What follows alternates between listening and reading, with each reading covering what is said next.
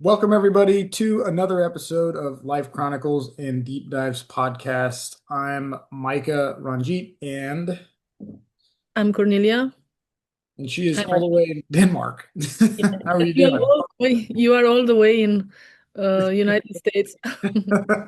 Yeah, it's kind of I think it's kind of cool we've been able to coordinate this for so long. And on that note, please don't forget to like the video, subscribe to the channel, and then check out our links in the description box below for our websites. Today, we're going to talk about a couple different things, a little bit more heavier topics than the last two episodes that we've had, but I think they're going to be very important for us to kind of like dive into. The first one is people that don't retire, they stay working. Now, I'm not talking about people that financially need to keep working. I'm not talking about people that have a financial goal to achieve, like work till I pay off a mortgage or, work to buy this object, whatever. I'm talking about the people that have a means to retire, uh, and then they just choose not to. And I wanted to dive into it. So, Cornelia, before I go on what I think it is, tell me what you think the reason is. And you said you knew somebody that kind of fits that that bill. So the people I know, they are not financially interested anymore. So they are good from this point of view. So my next thing is, are they like in hunger for power? Do they want to, I don't know, just to control something, you know? Maybe they don't like staying at home like I wish. I would stay home all day, go on an island, whatever, just relaxing. We all have things that we want to do and we don't have time for it. Hmm. But these people, I think they are doing exactly what they want to do.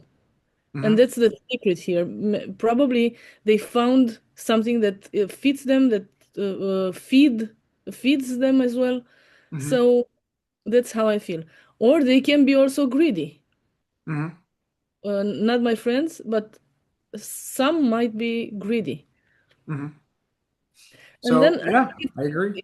yeah, and it might also have something to do with not being with yourself, even though you're with the family. It's still hard, after you do something that you like, because these people, if they are successful people, they did something that they really loved to do. And I think Hmm. it's very hard to give up on that and just stay at home and do nothing. Hmm. So it might be this one as well. I'm not sure. What do you think? So I think you hit on a couple of topics, and one I thought was pretty provocative is that there's the power play, Hmm. right?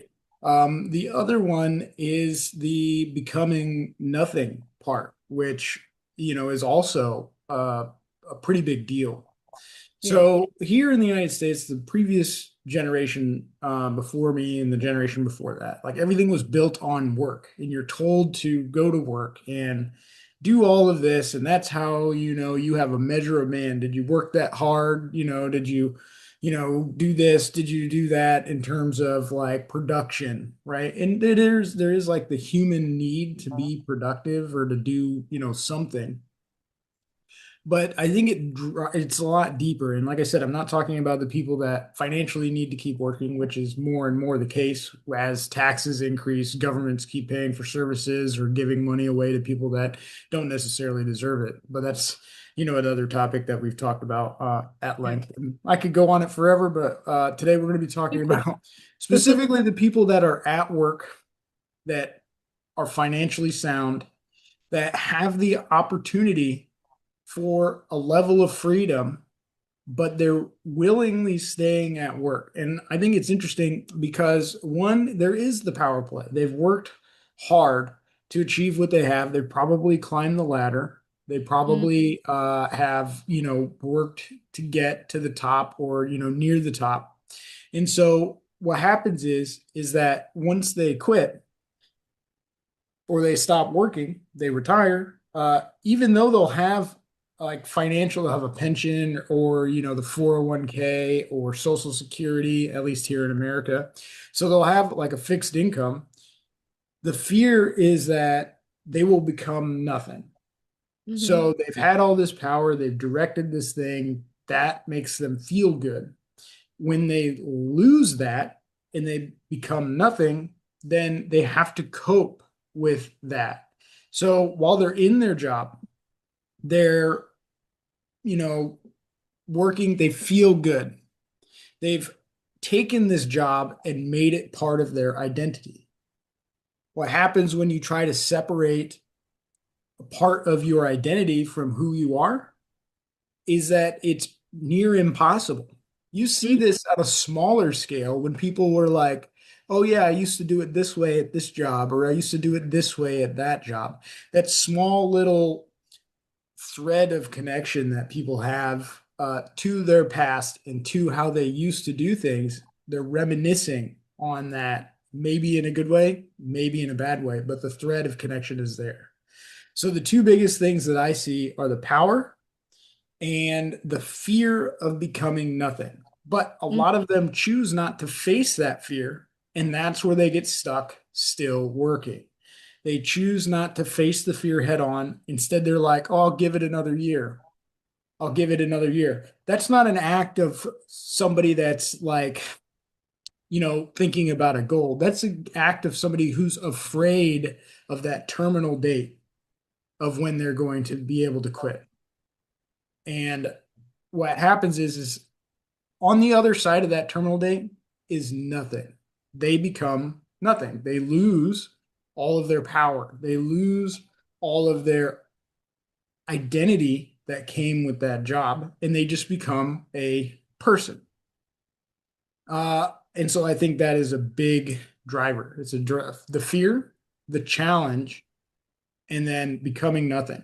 They have an opportunity once they become nothing to embrace that change Mm-hmm. and then grow and learn from it. Oh But yeah. I see a lot of people being afraid to take that first step. I mean, don't you think it's dangerous to become what you're doing? Mhm.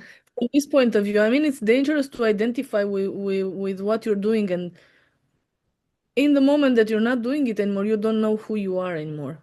So I feel it's a little bit, it's like um, it's like you don't exist without that job or position you're in. Mhm. And that's pretty sad because most of us have dreams beyond that position. And if you think about when, let's say, that person that I know started the job, they had a dream, another dream that they postponed every time. I'm gonna do it next year, like just like you said. Next year, I'm gonna do it next year and next year, and then you get old, and you cannot fulfill the other dreams that you have. You cannot um, discover yourself in other kind of situations except of that one. People they were just working. They've become this identity that is their job, and it's dangerous.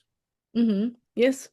So it might be dangerous. At the same time, you cannot judge these people because you live, imagine that you work in the same environment for 25, 30 years. Mhm. Know everything, you know how things work. It's a safe place for you, Safe right? place. Mhm. Yeah. And then you have to take a leap of faith and become something else or choose something else. Maybe you don't like it, maybe you're not good at it, maybe it's boring for you or whatever. It's a leap of faith to do it. So most of Mhm. them probably are choosing the safe place Mhm. where they are in control. All of us, we we all want to be in control. Absolutely. I think it's that's a more empathetic way to look at it. And like when I'm bringing this into the play, I'm not bashing anyone that, any of our listeners that, work or that they want to keep working or, they're nearing retirement and then, they want to keep working to build their 401k or they want to keep working because they're afraid to take that step. The whole point of this topic, this conversation is to maybe bring awareness to the fact that yeah, they're afraid. And then maybe they'll take that next step because when you look at the retirement age across, the world, I don't know, upwards of 60, upwards of, you know, in some cases 70, depending on, who's retiring and what job they have or financial background. Mhm. But by that time, you've worked 5 days, 6 days a week, maybe. You've had 2 days off of those days, and then you've been told that you need to keep doing this and pay your taxes and do all this stuff. And then by the time you're done, you'll have, you won't have much time to do the things that you really wanted to do. And your body won't be prepared to like take on those things. Let's say if you were like working, but you wanted to run, a marathon, or you wanted to go to Africa and travel around. I'm just, random stuff like that. You won't be able to do it because you're working and you need to request time off and whatever. But by the time you retire, you may not physically be able to do those things. You may be looking back. I ran into a guy at a grocery store and I asked him about they have like camper vans that you drive around in. And he had one and it was nice. And I asked him and he's like, "Yeah, I just retired last year." And he was like, I think he said he was like 70 or something. And he's like, "Yeah, me and the wife, we're getting ready. We're going to travel around the United States and try to do some of the stuff that we couldn't do when we were younger." And I asked him straight up, I was like, "What's your biggest regret?" He said, "Not retiring sooner." Mm, And I think while you're looking at it from the inside, while you're working and looking out, it's like a big dangerous step to take to go out there and not not work, right? And just try to find something to do because you're so used to being productive. And I believe that the education system and how all of our governments are set up to basically are in an education system. Ever since you were a kid, you're told, we've talked about this, you're told you can be whatever you want to be working, right? mhm. Um, you know what I mean? So it's all designed to get you to pay taxes. You're a tax battery for as long as possible. But then when you're done, you look back and you said, I maybe got 6 hours off after work every day and 2 days a week. You spent more time out of your house than you did in your house. You Mhm. spent more time at work than you did with probably your family. You spent more time at work than you did traveling the world or seeing and engaging with arts or building your own project, being Mhm. productive in your own way. You were productive in somebody else's way. Yeah. Like I said, I'm not bashing people that are wanting to keep working. I'm hoping they will see this and then recognize that they're afraid and maybe take that next step into becoming nothing, embracing it, learning from it, growing from it, and achieving something great. Yeah, that's so beautifully said. Embracing it. You know what? I think we are wasting a lot of opportunities and a lot of chances in life by being afraid of doing a step, you know? Mhm. Just taking one step, just saying yes to something. I don't know. We are missing so much opportunity. I have a friend who started, when he started working there, he was playing guitar. He loved to play alternative rock. He had a band. He was so happy about all of this is what made him happy all the time. So he had to work. He started to work at this company. I'm not gonna say the name, but it's a really big international company. And in 2 years, he lost his joy to live. I mean, for real. He was so tired all the time. In the company were so many discussions, like it is in every workplace. Discussions. His position was uh, someone else wanted his position, and he wanted someone else's position, and so on. It was crazy. So he lost his joy to sing. He didn't sing anymore. He didn't have a band anymore. He left the guitar somewhere in his room and never played it anymore. So, and I was thinking, what are you going to do? I mean, I was asking him, what are you going to do with the music? Because he was really good at it. And he said, now it's more important for me to get that position, to do this and that, you know? Mhm. So his dream is aside now. If he won't retire, like you said, in a good moment, he's gonna lose it forever. And it's Mhm. such a shame. Yeah, I And think in it's tragic Yeah, and in his some income cases. is not such a big deal, you know. It's not an income that you cannot made it by yourself these days. You can do it by yourself these days, you know. He's just working for someone else. He's getting someone else rich while he's losing himself. Mhm. And that's probably something that happens to many, many people today. So, and it is tragic because they lose part of who they were before, right? And then they, become this thing that the job needs them to be, constantly climbing the ladder for competition in an Mhm. effort for the company. It actually benefits the company to create that competition in an effort to produce a better product or better results. So, I mean, it's not really beneficial to the person because the company makes a lot more money off of you than you make off of it. Now, in reality, in the grand scheme of things, what's more important? Time. Mhm. And when you work your entire life, you run out of that time. And by the time that you are done working, you may not have time to do what you want to do. And so, for those of you that are still working, that need to work financially, keep the grind on, keep pressing. For those of you that are trying to achieve a goal, keep the grind on, keep pressing. For those of you that are waiting for your retirement threshold, I would encourage you to look at, can you retire sooner? Can Mhm. you take that next step to enjoy life just that little bit more? People have to stop and think about deeply about what they are doing with their lives. And I've done this. I'm not working for anyone anymore since very many years ago because I don't want to lose myself. I don't even care what I'm doing. Maybe tomorrow I want to just garden for someone else. I just want to cut trees around my city, and that's my income. Where is my income coming from, and so on. I just want to be free, and I'm hoping that more and more people are gonna. But to get free, you have to see the manipulation. You have to have a pension. You have to do this, and you have to climb the ladder. You have to, yeah, be successful. You don't have to be successful. My mom pointed out something that was also, it's difficult to pinpoint who this could be, but sometimes retirement, and this is a little bit off the topic here, but sometimes a retirement can be a death sentence. And she says, people that are alcoholics, people that, have a high propensity for gambling, or, maybe they, recreationally do drugs, but now they're finding more opportunity to do drugs, drink, and gamble.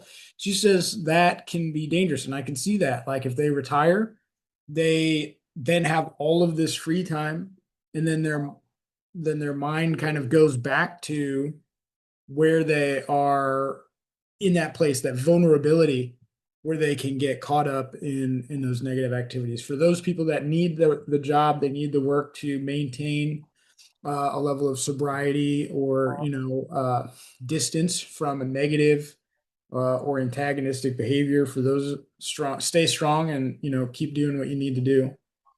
And Micah, sorry to interrupt, but I was thinking uh, that some people need this kind of jobs at the Mhm. same time. There's many people who need this 9 to 5 job. This is how they control their lives. Um, Not having this kind of job is gonna make that person feel like they don't know what to do with themselves. So my mom, for example, or my father, they will always, if they would start working again, they will always go and work for a company 9 to 5. Mhm. Always. They will never want to do something by themselves. It's just how some people are, and it's fine. I mean, it's great. Mhm. Just And I'm don't lose hoping, yourself in the process. That's what I'm we're saying here. We are saying here that don't lose yourself in the process. That's all. Absolutely. I'm hoping to retire here in the next year or so. So I've kind of set a goal for myself to kind of do that. Mm-hmm. I also have the means to be able to do that. And then when I retire from working for somebody, I still plan to do, my outreach, my narcissistic abuse recovery, our podcast, my Yeah. coaching, my personal training and stuff like that. But I'm in control of that Mm-hmm. business, right? I'm in control of it. And, sometimes my business is successful. Sometimes I've got low parts. I'm able to sustain even during the low times. So, I mean, the good news is for me, the business that I have and the things that I do, I don't need to have a client. all the time. Yeah.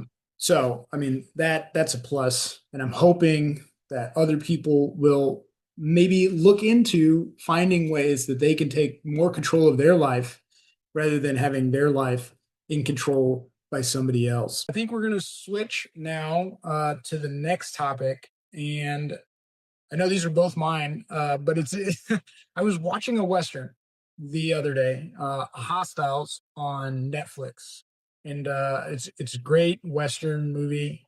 Stars Christian Bale and Rosamund Pike and some other people. Ben Foster's I think in there. In the movie, they collect an individual.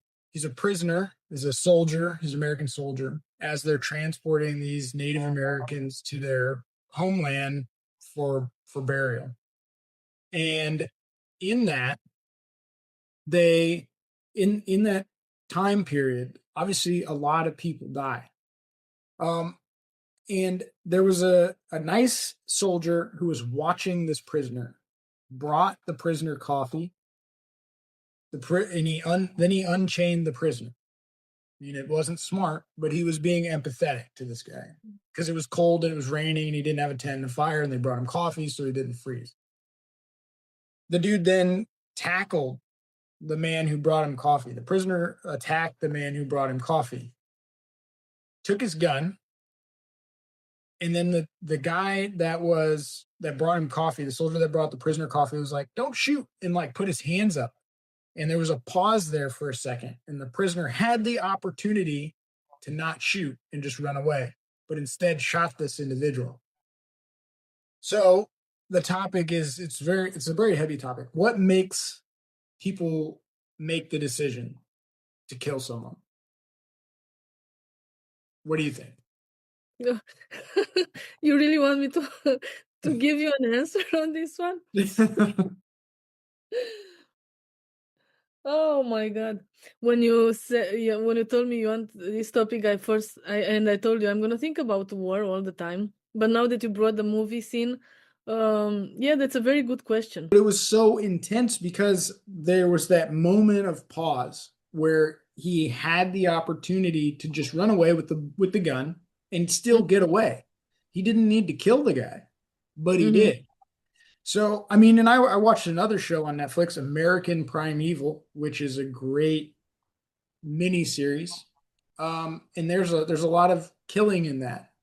When you look at westerns or you look at movies previously, history, they're showing you a section of history. We are still living in a society where people make the choice to kill people every day. Mm. And I'm wondering why that choice is being made. So my question is why do people do this? And it's not contextual just to the movie. It's just the movie brought me to the point of asking that question. Okay. Because, Mm. like, I've seen crime stats across Mm. America, I've seen increases, decreases, I've seen, you know, just the increase. Or is it from previous, generations? Are we just more aware of it now? Is it more readily available? Is it easier to do? Obviously, we have more tools and technology available to us as humans to do this, but why is it happening at such big scale? So I don't know if you've heard about this series with the Dutton family, and they go from the start of the United States. And one of the episodes were with so much killing in it. So I realized that it was like like a kind of lifestyle back then. Mhm. No question asked. You didn't have any conscience problem or whatever. It was just the way they were living. Like they had to defend themselves, so they had to defend the women in the city and so on. They were very fast, like in getting angry as well. So Mhm. they didn't negotiate, let's say, before doing anything else. So back then, it was maybe it was like a lifestyle. These days, I think the society, it depends on how the society is. with the increase or decrease, because in Europe we are shocked every time hearing how many crimes there are in the United States. Mhm. So you never hear about killings in schools in Europe, except very, very seldom situations, like four times that I've heard of. So you don't have it in here because the society is not built like that. We don't think in those terms. Over there, I think it's like in the mental of the society. I don't know how to explain myself. It's It's like like it's cultural. It's part of the yeah, culture. Okay. probably yeah, yeah, yeah. Yeah, I can see that. So, like what you're saying, obviously Westerns, obviously, I mean, even before Westerns, right?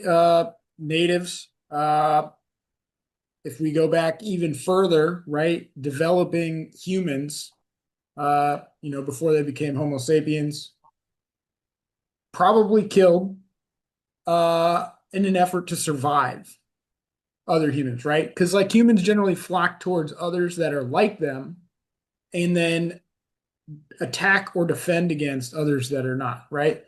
So, like native tribes that had territory, a lot of it was territorial. I think you're seeing, there's a lot of religious, and we've talked about this in depth, I think in season one, where like religion is like a big factor in terms of like driving up, motivation to commit violent crime or kill somebody just because they don't believe in what you believe in. Mhm. When I look at that, and then I, if we're not talking specifically about religion, we're talking about the choice in and of itself. I think it's because we are becoming desensitized to humanity. There's so much stuff going on, cell phones, technology, work. Um, I mean, the subcrime or the main crime prior to the murder, right? So let's say a drug dealer then goes and kills somebody, right? So like the main Mhm. crime was the drug dealing, and then not saying uh, it is a worse crime, but it's not the beginning of the Mhm. chain reaction, the murder.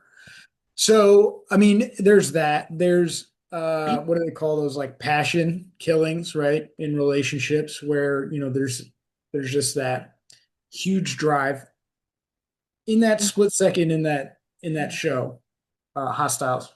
Like I said, he had the choice to just run or shoot, and he did. So then there's also the question of, are people doing it because they enjoy it? And I'm sure there are, like obviously there's, diagnosis for people that do have that, get that pleasure, right, from that. But in an everyday society with the amount of crimes that we have in America, violent crimes, why so much? Is it just that it's so easy to do it? And then why is it so easy? Mhm. Are we not as a society or humans thinking about the consequence, right? Does it not bear on the psyche to take a life anymore? Are we evolving in a way, or certain classes of society, certain groups that have a higher prevalency towards violence, crime, are they evolving to be desensitized to that? Just so that way it's easier for them to commit these crimes. But then how do you rehab somebody away from it? I mean, do you really think that it's more crime now than it was 50 years ago or 100 years ago? I think there is a high, so I would say, like, let's say if you were a settler, or you were traveling across, in the case of American Primeval, a Mhm. family is traveling across the United States, and then they hit this, like cutoff point of like where society kind of just ends, and then there's this huge vast expanse where you have to cross, and there's natives and fur traders and all this stuff, Mhm. and like rape and murder of children and women is just prevalent, and it I would say then there were less people. So as a human species, is it just something that we are predestined to like encounter at some point in time. I mean, obviously the military has a job to do. They get paid to do it. But just out in town, like if I were to be walking in the street and I see somebody that has something that I want, I don't just say, "Hey, look, I'm just going to go shoot that person and take it." Right? I don't make that choice. The thought doesn't even cross my mind. Mm-hmm. Uh, I don't think about robbing people. I don't think about, hurting other people. I think about defending myself, right? I think about defending myself, my family, my country, right? Um, and being able to bring violence in that way. I don't think about just doing it. Yeah, you said that you don't you it doesn't cross your mind to do it. But so we go back to the cultural thing because I've seen a documentary from Detroit. This is how they are raised. They grow up in gangs, and the one who is killing more is the best, is the boss, and so on. And this is that's all they know. I mean, it's the crime rate in Detroit now. It's much smaller than before, but it used to be really really bad there. So this is how I've seen them talking to the reporters, and they were speaking about growing up in this culture of killing, doing drugs, doing bad things. Um, that's all they knew. Mhm. So are Uh, we thinking that it's learned? It's a learned are we saying like killing is a learned I mean, I would say each individual person has the capacity to kill, but what is the jumping off point? For some, mhm, it's less. For some, it's like they have something that I want, or mhm. that person stole from me, so I'm just going to go kill him and take it back. Or, like what's that jumping off point? Some people have a different threshold for, that level of violence. And Yeah, I don't understand why people cannot just separate. And so I look at all of the different things like greed, money, power, all the things that drive us to kill as a society, culturally, as humans, defense, offense. But where does it stop? Is yeah, it, it you doesn't know? anymore. I remember now that my husband he's reading a lot about these kind of things, and he told me once that the Homo sapiens are the ones that killed all the other species. So by definitions, we are killers, you know? We killed Mhm. everyone else just to become the main um, humans on Earth. So starting from that point, so we have this gene in us, first of all. Then you said that anyone might be doing it for a good reason. So the reasons are probably for me might be to defend my family or to defend myself in case of a very bad situation like a war or something. For others, it's just maybe it's something like for those ones in Detroit, it was like something to be praised by the others. I've done it. I'm Mm. cool. I'm good. You know. I'm dangerous. I'm gonna be your boss one day, whatever what they want to. So I think the reason is next to the cultural thing. It's the reason is very important as well. Mhm.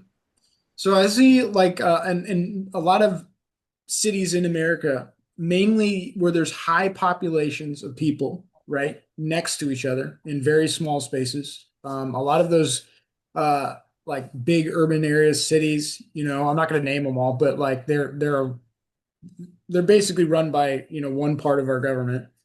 Mm, When when does our government see that as a problem rather than just allowing it to happen, and then not reporting it as a crime or not, changing, the crime stats to fit a narrative? Like, when do they step in to solve the problem? And I think you're seeing the current administration is trying to solve the problem because they want safe cities for every American, not just some Americans. And then when mm-hmm, you take safety and you politicize it in terms of like who gets what, and hey, we're going to resist you coming in here and occupying and cleaning up our streets and doing this, but then the current governments of those cities aren't actually doing anything to protect innocent people, men, women, and children that are dying for no reason. And also in that same place, a lot of people want to blame the firearms, right? So even in the Westerns that I've watched, firearms were like a major contributor to death. Obviously, bows, arrows, hatchets, sticks, rocks, whatever they could get their hands on as a tool. But firearms are constantly under attack here. But a lot of these places where they're, a high firearm murder rate, homicide rate, they have laws that are the most strict in the country. So the laws aren't actually working. The disarmed citizens are at an advantage. And I give this analogy. What's easier? Fish that are in a bucket or fish that are in the ocean? Which one's easier to shoot? Right? So you've Mhm. got the disarmed society in the bucket, and then you've got an armed society is the ocean, right? So like you give people the opportunity to defend themselves. And I think that's what we're afraid of because if you look at those Westerns, everybody had the opportunity, and I've talked about this like absolute freedom where you just get to roam and then defend yourself. You don't need the police. You do your own investigation, retaliation. It could be a never-ending cycle, but you also increase the possibility uh, of like if you have a weapon, being able to defend yourself makes you less of a target for somebody that may be trying to take advantage of somebody else that doesn't have a weapon. So a disarmed society is essentially like fish in the barrel, fish in the bucket. I And mean, you know, it might be, but at the same time, if you think about Europe, Australia, and United States, the United States are having the highest crime rate. mhm. And I'm not sure it has anything to do with you having guns all the time. Everyone has a gun there or more, right?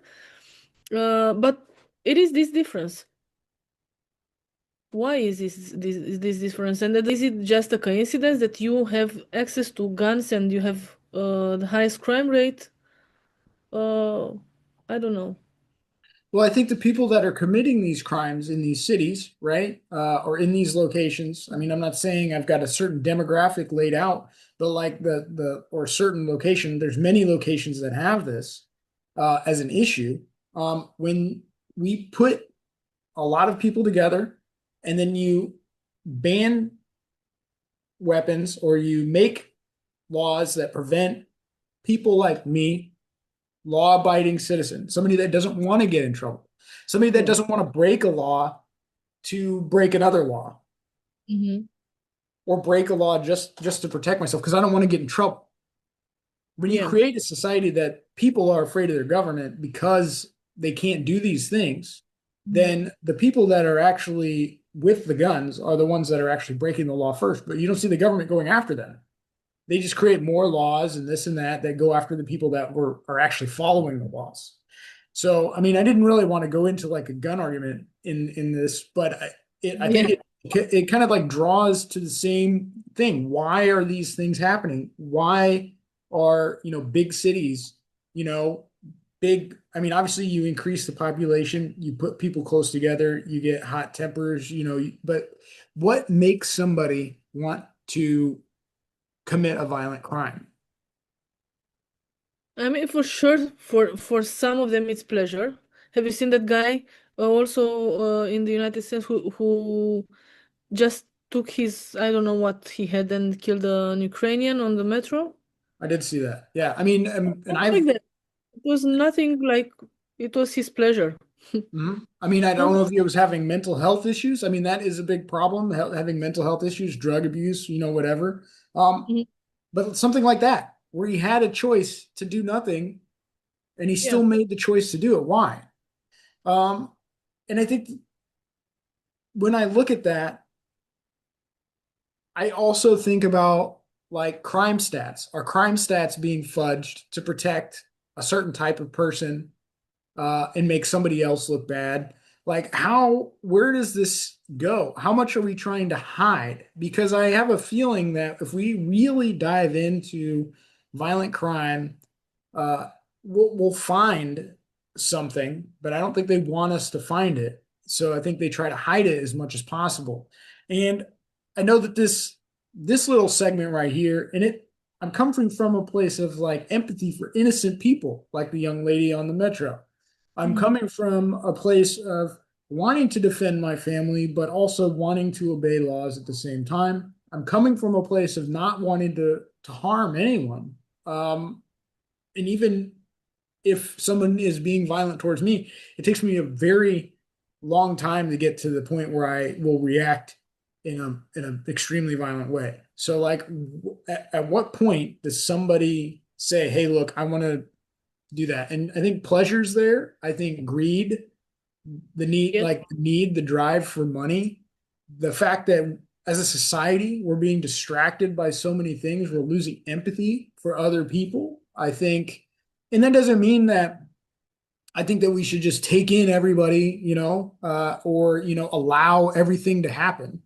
I think that there has to be like a set ground rule, but it's got to be common sense, but it also has to be something that is able to be followed by the masses. You know what I mean? Like we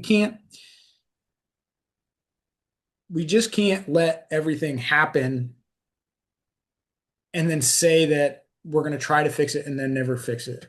But Mhm. can we fix it? Because if you look at Europe with the high amount of grooming gangs that are coming across, you look at inner cities, major cities in the United States, the gun violence, the drug problems, and then you wonder what is actually being done to fix it. We're paying all these taxes, they're coming up with these programs, but it just seems like the problem keeps getting worse.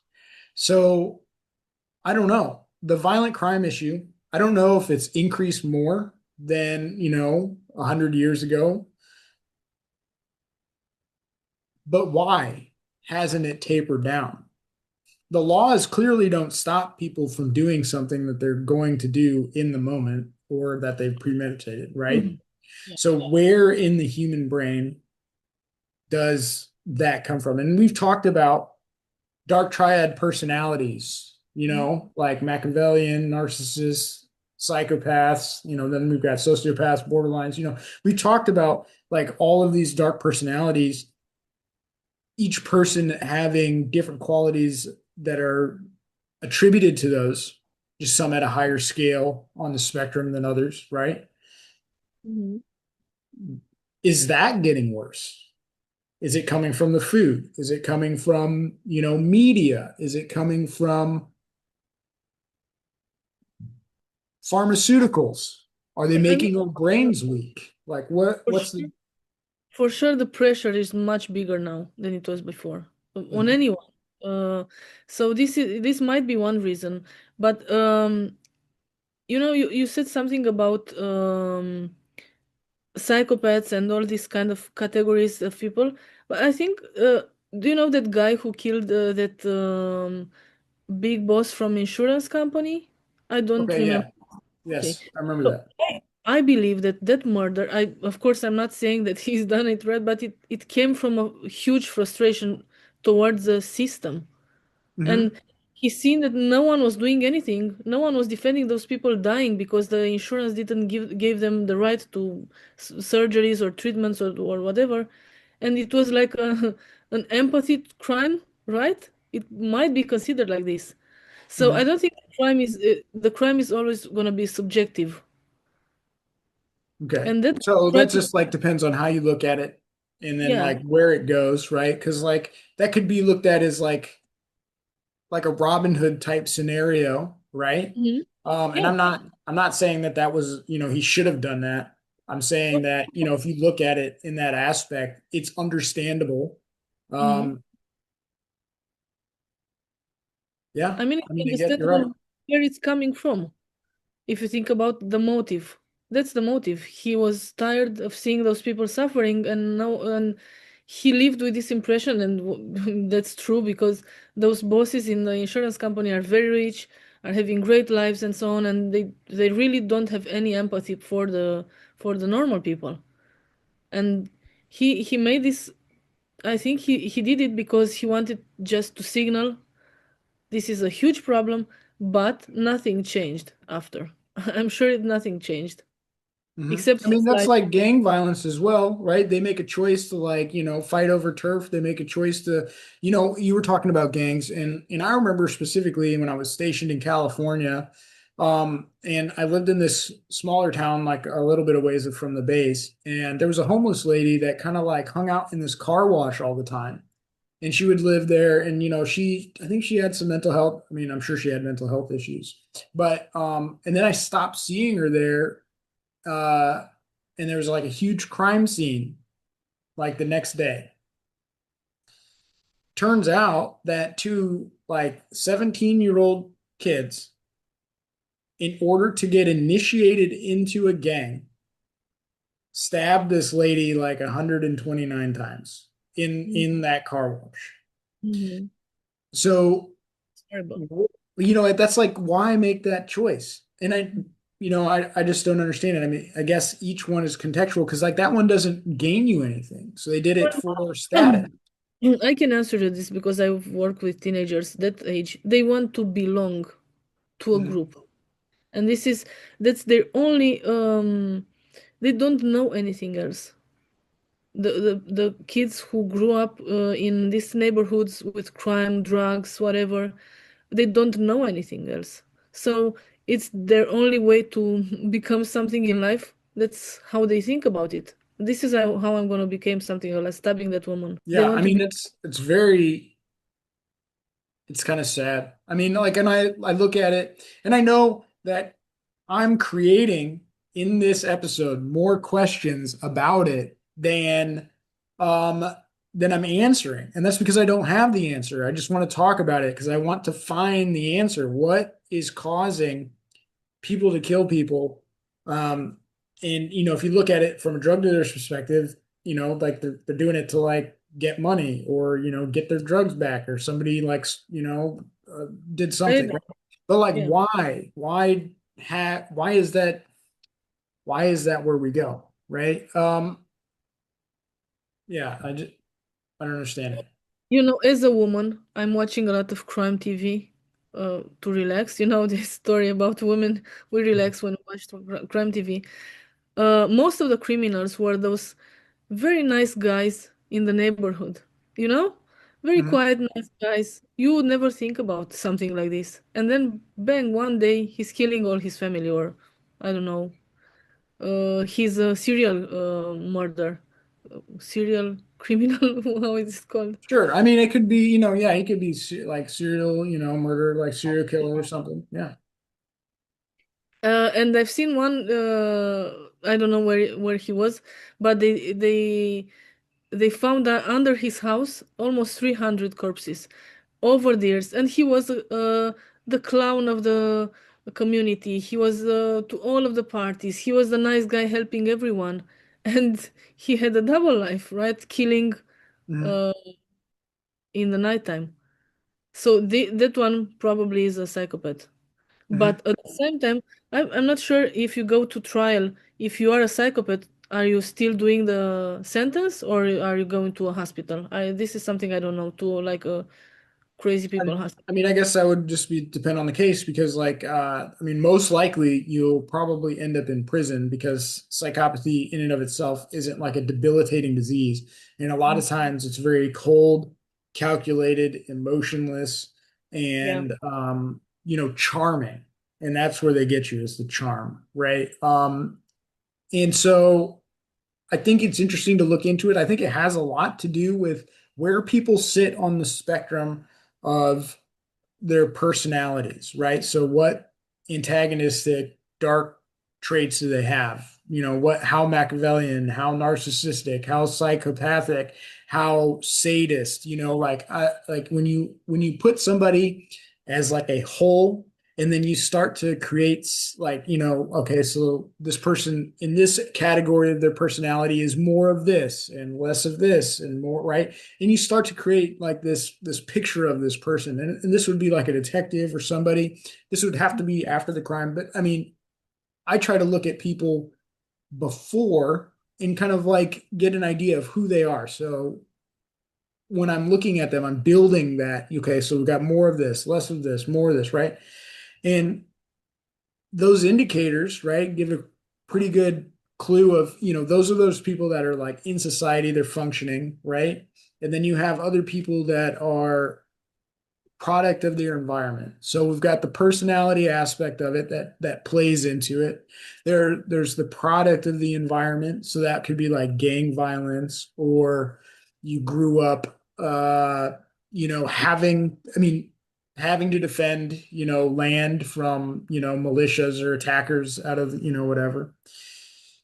And then we look at the pharmaceutical aspect of it, or the chemical aspect of it. What in our food are we eating? And in Europe, it's not so much of a problem, but in the United States, you have a lot of food-like substances and stuff like this. I think they're releasing something that links certain chemicals, drugs to autism. Are those same chemicals giving humans a higher propensity for lack of empathy or killing? So it's like, you know what I mean? Like you put that personality with the environment and then you add the chemical, then is that also a contributing factor? And I didn't do any research, but I will after this podcast do that.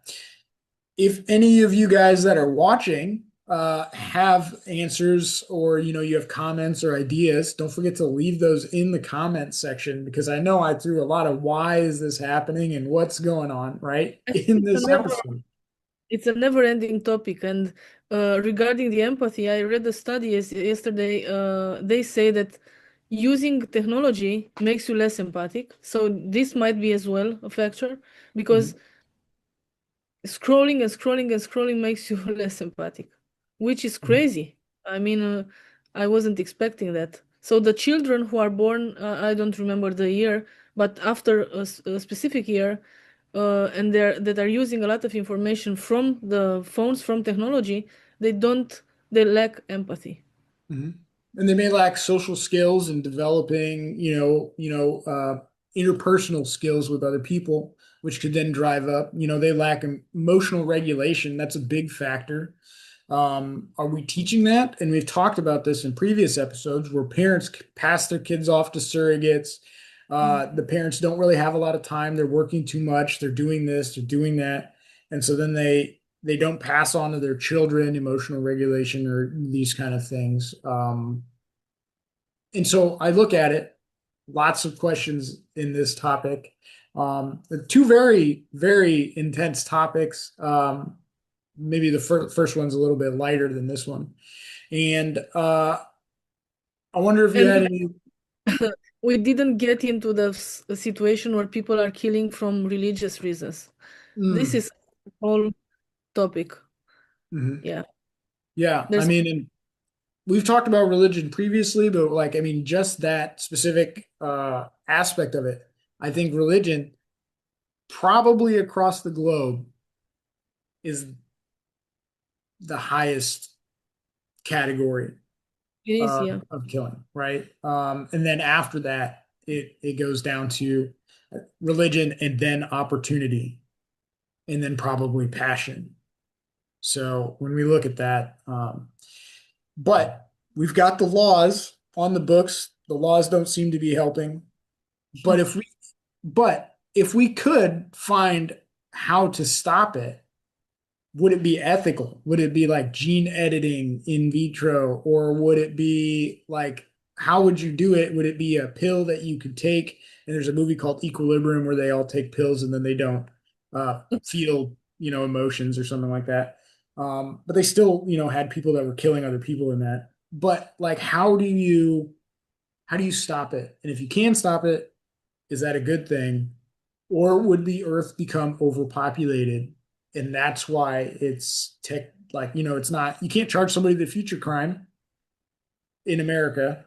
Other countries, maybe it looks like we're headed that direction. But like, if we are um, looking at it as a society, if we could find the reason why it's happening and we could stop it, should we?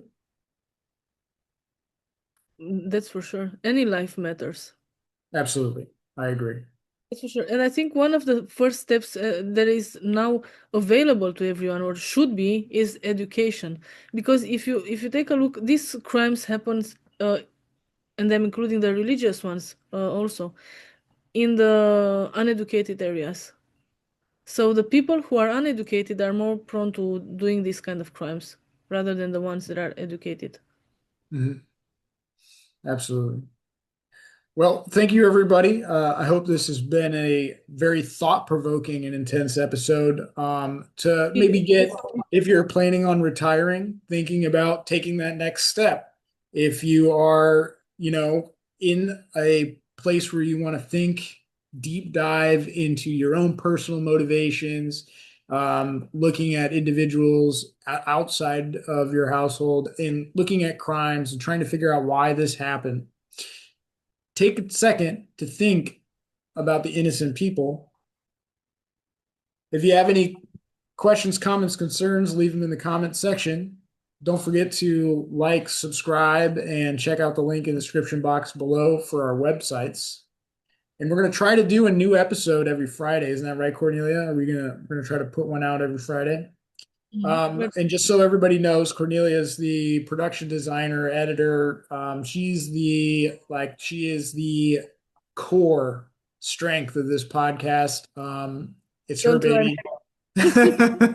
And so we're gonna try to do it every Friday. And then if we have to take a break, so her schedule can allow her to take her daughter to tournaments and stuff like that, we'll do that. And hopefully, well, I have my new webcam up and running, so it seems to be working okay. Mhm. Yeah. All right. Thank you, everybody, and we'll see you next Friday. Bye.